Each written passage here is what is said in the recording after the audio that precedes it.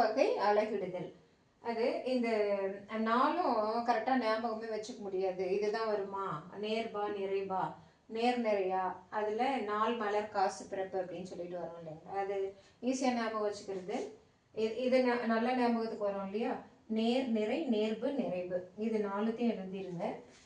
எழுதனாலும் practice பண்ணிங்கன்னா கரெக்டாக ஞாபகம் வந்துடும். அதாவது நிறைவு வந்து பிறப்பு, பிறப்பாங்க. அதாவது ஒரு குழந்தை பிறக்கும், அவங்க குழந்தைய பார்க்க வர்றவங்க பைசா கொடுத்துட்டு போவாங்க. நெக்ஸ்ட் அதாவது ஃபஸ்ட்டு பர்த்டே வந்தால் அன்னைக்கு மலர் கொடுத்துட்டு அந்த நாளை கொண்டாடுவாங்க. இதுதான் ஷார்ட்கட்டு ட்ரிக்கு. பிறக்கிறாங்க, பைசா கொடுக்குறாங்க, அதுக்கப்புறம் நெக்ஸ்ட் பர்த்டே வருது, அங்கே பூங்கொத்தோ மலரோ கொடுத்துட்டு அந்த நாளை கொண்டாடிட்டு போவாங்க. அப்படி ஞாபகம் வச்சுக்கோங்க.